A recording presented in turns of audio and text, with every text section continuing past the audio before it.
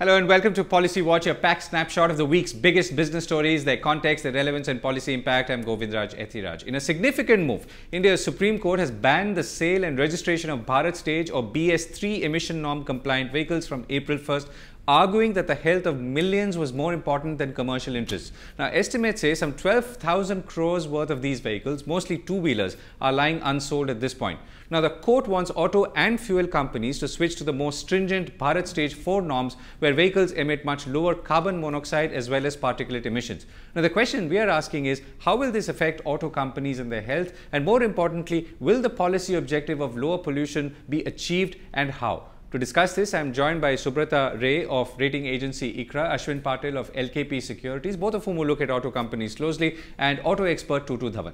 Thank you all for joining me. Subrata, your first word from you. So what is the impact of this going to be on the industry? Is it going to be short or medium to long term? The immediate impact obviously would be whatever inventory the OEMs have in the channel that they need to dispose through discounts. So that we have been seeing in the last couple of days post the Supreme Court order, the level of discounts have significantly gone up. The impact, I think, is though the volume of total number of inventory in commercial vehicle in absolute number is less, but the financial impact could be substantial there, because the commercial vehicle market has been going through a little sluggish phase, and the market was already facing high level of discounting. Now, with the pressure to dispose the remaining vehicles, which could be in the range of 70 to 75,000 Euro 3 vehicles, BS3 vehicles. So there could be further pressure on giving higher discounts, and to that extent that will have a negative impact. Right, but in terms of overall inventory, we are not looking at more than a month worth of inventory for the entire automotive sector. Is that correct? Yeah, that is true. But looking at specific models, there could be some specific models where the inventory levels, where the model may not be moving as fast. So there the inventory could be slightly higher. Right. Okay, Tutu, let me bring you in. So as an auto expert, how do you see this development, and how good is it? I mean, obviously it's good as the Supreme Court sees it, but what could be the other impact? Well, there are two impacts on this. One, of course, the environment is going to become better. And the second impact is going to be on the industry, which has got a residue with them, which they will have to dispose of at discounts. And they'll have to lose heavily, even trying to get rid of whatever they have. Whatever surplus remains with them after tonight will probably be, sent to third world countries where these vehicles will be acceptable. Okay, Ashwin, let me bring you in here. You've been looking at balance sheets of auto companies as well. So how well is the industry prepared? One is to, of course, absorb the losses arising of it, but more importantly, to convert to BS4 and roll out the new models. See, the conversion should have been started long back, since the industry was aware that from April 1st these norms are going to get implemented. But most of the companies like Hero MotoCorp, Tata Motors, Ashok Leyland, etc. have shown some sort of reluctance towards it. But on the other hand, Bajaj Auto has converted its entire fleet into BS4 vehicles, and now these companies will require at least some time, short to medium term, like 6 to 7 months, to dispose of the entire inventory that they are having. Like about 3 lakh units are there at Hero's end, out of the 8 lakhs, 8.5 lakhs that are lying as an entire inventory in the industry. So 3 lakhs is actually, if you look at it, it's just like half of what Hero is selling every month. But that is if when these norms are implemented, the company is helpless, but they have actually given a lot of discounts, and they are trying to sell off as many vehicles as they can by the end of today. But still there will be some sort of inventories that will be lying, and converting them into BS4 vehicles, BS4 engines will require a lot of investment, and that cost the companies will have to bear, along with whatever losses they will be facing regarding the inventories which are lying right now. So overall it's like a setback to the auto industry, but they can definitely come out of that, but it will require some time, maybe like about 3 to 4 months at least, to convert the entire fleet into BS4 vehicles. Okay, so the other question obviously is the fuel. So let me begin with you, Subrata. So oil companies, which you also, I'm sure, track one way or the other, have to beef up, make sure that there is complete distribution across the country and so on. So what is the level of preparation as you see it? No, my understanding is that the availability of fuels in most of the major cities is already there. Right. Because Delhi, if you look at the passenger vehicle segment, that has adopted BS4. Most of the vehicles were already BS4 quite some time back. So to that extent, most of the major metro cities, there should not be any issue. There could be a little bit of teething issues in tier 2, tier 3 or in the rural areas. But I don't think that should be a very significant issue going forward. If you were to look ahead, so Euro 3, Euro 4, Euro 5, these are all, or BS3, BS4, BS5, these are various stages. Is the industry, suitably ready for changes that are happening in terms of, keeping its products or cars or two-wheelers environment friendly? I think in terms of BS4, the adoption of technology was not such a big challenge. The real challenge is going to be in April 2020 when India moves from BS4 straight away to BS6. And no other country has done this. Everybody has gone through a phase of 4, 5 and 6. Right. So this is a quantum jump, and especially for diesel vehicles, the cost involved and the technology changes are quite significant. So I think April 2020, the targets of the level of emission norms which we are targeting were very ambitious.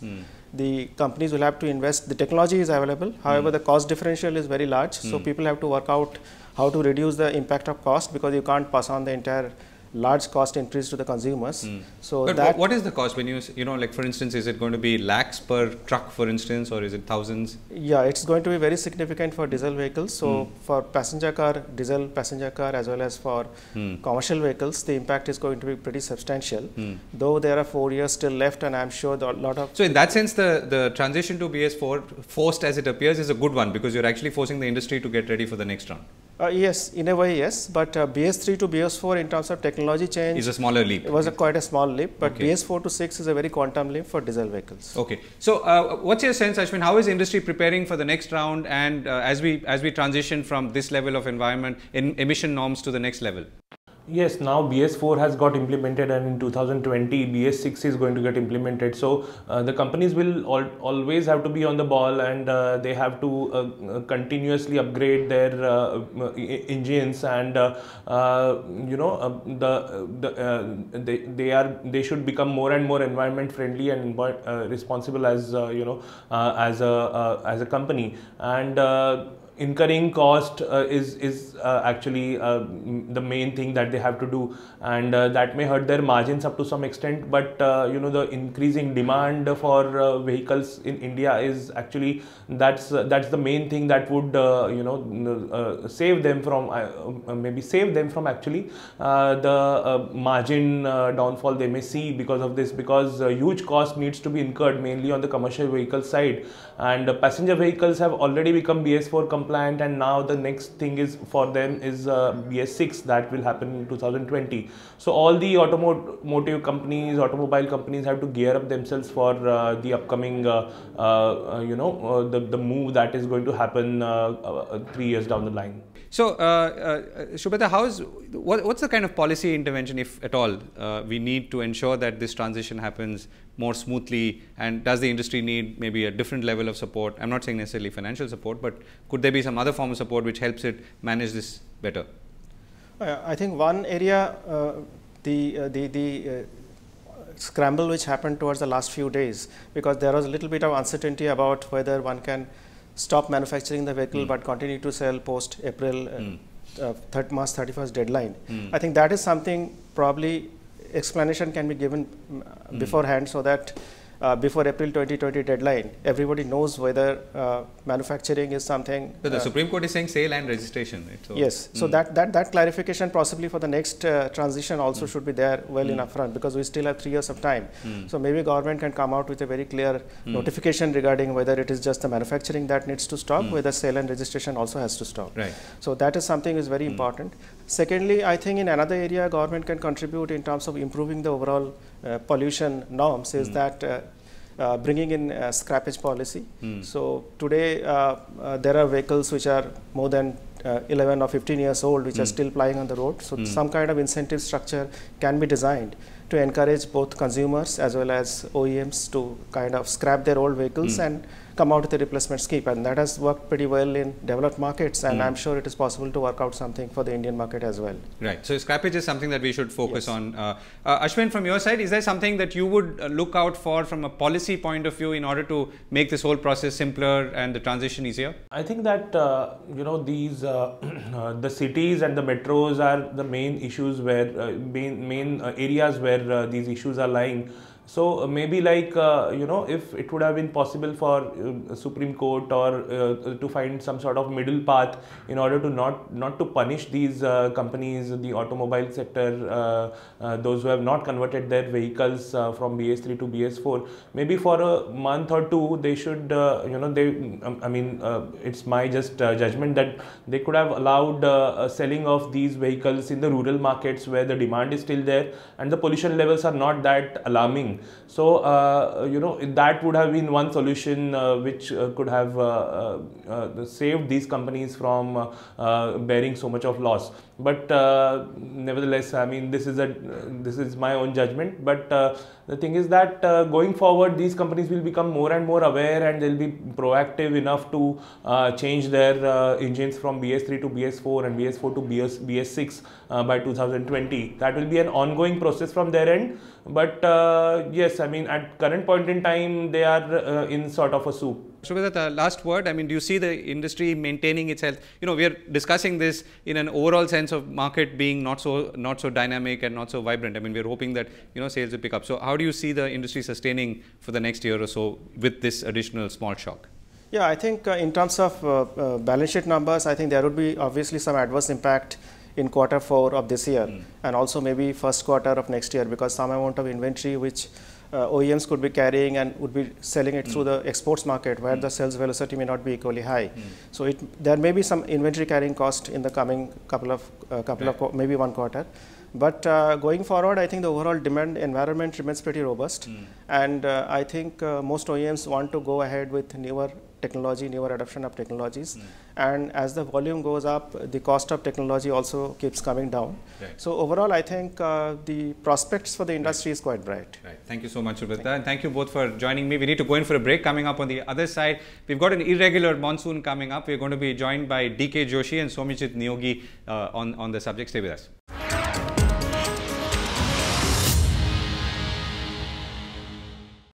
Welcome back to Policy Watch. Early forecasts are hinting at a below normal southwest monsoon. Now, while the Indian Meteorological Department or IMD is yet to put out a forecast, private weather forecaster SkyMet has projected a below normal monsoon thanks to El Nino, an abnormal warming of sea surface waters in the equatorial Pacific. Now, the effect of this, if at all, will be felt after July. But other weather models are also hinting at an El Nino effect coming into play during the second half of the monsoon. Now, while it might be early to predict the monsoons, the fact is that unprecedented heat waves have been forecast and indeed are already being felt in many parts of the country. The question we are asking is, could these unusual weather patterns now and in a few months' time put pressure on India's economy, particularly agriculture, which has a good year so far? If so, should the government be prepared with early policy interventions, and what should they be? To discuss this, I am joined by DK Joshi, Chief Economist at CRISIL, and Somijit Neogi of India Ratings. Thank you both for joining me. Somijit, let me begin with you. So, let's talk about the monsoon quickly, and then we'll talk about the larger problem that we're looking at, which is the unpredictability of climate. So, what's your sense? Yes, of course, and particularly in this decade and starting from 2009, the monsoon, the vagaries of monsoon has been quite significant, particularly in 2013, 14, 14, 15, we had seen drought-like situation. And 15, 16 was a drought, even if the number was drought-like, but actual situation was actually a drought. But bearing 16, 17, where we had actually a monsoon which is above normal. But yes, the vagaries, it's quite some time. And the economy to readjust with the monsoon or failure or the climate change, it takes time. And we are not very much prepared. I shouldn't say that we are not totally prepared, but yes, not adequately prepared to tackle. And the shocks are actually visible. It was visible in that 2 year, and possibly it happens again. It will. Right. So, DK, what's your early sense of what kind of monsoon we might have and whether we should be worried at this point? Well, I think we should be cautious. I think I would wait for the IMD also to come out with its assessment. I think IMD has proven to be fairly accurate over the last couple of years. But the broader theme that is emerging is of risk from agriculture from monsoons, because I think not only the SkyMet but also the weather forecasters in US and Japan, I think they are all talking about El Nino factor. Now, what that will do to the economy is clearly, I think, if monsoons are subnormal, they will trim the output growth. As far as inflation is concerned, I think the reason to worry on inflation front is because the global food prices are also firming up. So in that scenario, I think if the domestic rains are not good or the monsoons are not normal, clearly I think we could see a pressure on food inflation. Subnormal monsoons don't always cause food inflation. I think we've seen 2-3 years of bad rains and the food inflation was still under control because the global food prices were very much in the benign zone, so to say. So, do you see DK food prices firming up even if we had good monsoon, and what could be the impact of that? Well, I think food prices could have firmed up a little bit. One is that the demonetization impact has worn off. So the perishable prices which were coming down, they've started moving up to their pre-demonetization level. So I think clearly, so that part is gone. And I think the second, as I said, the global food prices firming up means that the imports become a little expensive. And also they in general put a pressure on domestic prices. So good news right now is that the currency has appreciated a little faster than most would have presumed, and I think as a result the import impact on import prices will be cushioned to that extent. But I would say that one needs to be cautious about the risk from monsoons, particularly this year, and be prepared. So let's look at the larger question as well, right? Somajit, and let me begin with you. So it's not just the monsoon which may be deficient and unlike, let's say, the last year. It's the larger challenges that we're facing with climate. We're looking at heat waves across the country right now. This obviously has an impact. It has an impact on productivity. It may have an impact on agriculture. It may have an impact on overall output. What's your sense? How do we look at this today? See, if you look at the in totality out of last 5 years, so possibly if we assume that this year again another 1 year of subnormal monsoon. So out of 5 years, we are going to face 3 years of subnormal monsoon and another 1 year because of the good monsoon, what we had expected. The good monsoon had not given the full benefit because of the demonetization. So overall the economic activity in terms of measure, in terms of output will definitely get impacted. I will touch upon one segment like rural, particularly income, and which is also particularly linked to the MFI sector, microfinance sector. In couple of pockets, we are seeing some kind of stress building, although it is not in an alarming level, but the stress has already started building up. Another year of good monsoon that can actually elevate or that can actually reduce those stress, or the bad monsoon can actually push up. And the segment is already, it's a typical idiosyncratic risk is very much present. Right. Although in terms of totality of total banking sector, it's not much, but the weakening of the rural economy and then related secondary consumption, it's again another. Okay, so let me put that larger question to you as well, DK. So, I was referring to the heat wave that we are seeing in India now. So what's your sense about how we should be looking at it or responding to this, and particularly considering that this could be a way of life?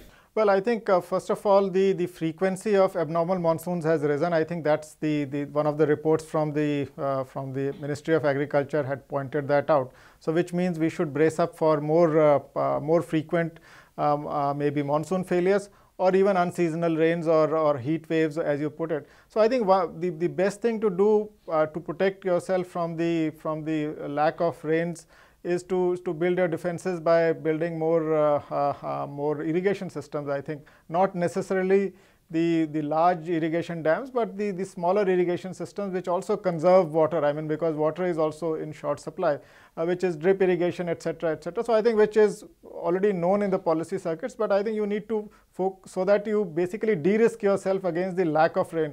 Now, unseasonal rains is, I think, which you have to live with. I mean, I don't think you can do anything about it. These heat waves, etc., they reduce the productivity, and I think so. Basically, I think we probably are heading towards more volatile times as far as agriculture is concerned. Right, and what should be the, and let me begin with you, Somajit. So what could be the policy responses or the set of policy responses in future to an environment that is so unpredictable from a climate point of view? For the fiscal authority, definitely we should look for the future oriented project. First thing, for the storing of pulses as well as cereals. The storing will actually help to stabilize prices in case of subnormal monsoon, but for the vegetable we have to look for vegetable production which can sustain against monsoon failure or to certain extent monsoon failure. So you're saying focus more on vegetables, which in any case focus more on the vegetable production and other agricultural production, which still we are very much dependent on the monsoon. So the dependency and sensitivity of the climate condition should be reduced by using the technology or be using other measures like irrigation, like storing facilities. All this is from the fiscal authority, and definitely it's going to be a challenging for the monetary policy authority. So if the food prices component, which is the major component for the CPI, and the monetary policy is linked with the CPI, with the changes in the monsoon, we cannot predict appropriately, then the possibility of the policy failure is also increases. Right. Okay. So the challenging fiscal as well as monetary. So, but from a fiscal side, you're saying build storage so as to protect yourself from vagaries of output or production. Yes. DK, what's your sense? I mean, policy interventions that in some ways help us prepare for this new world. Yeah, I think it does, and I think apart from that, we also need to develop more efficient agriculture markets, I think, which government has been talking about, and I think they have initiated a few things. But I think that agenda needs to be pushed. I think the bottlenecks, storage actually, I mean, for agriculture products, when we are talking of fruits and vegetables, I think we have, most of it is wasted in India, that's known. So I think basically preserving them, food processing, I think these are the things which will help you, which will increase the shelf life of what you have, of your agriculture produce, and will also help cushion or smoothen the impact of such vagaries of weather. And what's your sense if things go as they are, assuming we may have a deficient monsoon decay, what's your sense of how overall growth numbers are likely to pan out now that things have settled down on the monetization or remonetization front? Well, I think our expectation is 7.4% GDP growth, assuming a normal monsoon. Now, a normal monsoon means that moderately subnormal will do. I mean, which means if it is, as long as it is within 10% of whatever is defined as the normal rain for the southwest monsoon period. Beyond that, I think it will start hurting. So we have assumed 7.4% with agriculture growth at 3%. Somajit, what's your sense? If how do growth numbers look? Yes, definitely it is going to impact. The reason is that the particularly agricultural output, it will have a very large or high base. On top of a high base, if the monsoon failures, then possibility it can actually pull down overall output growth substantially. But having said that, that's a direct impact. The indirect impact, already the rural sentiment, particularly consumption sentiment, it's still not as used to be. Then possibility of the further weakening of the rural consumption can't ruled out.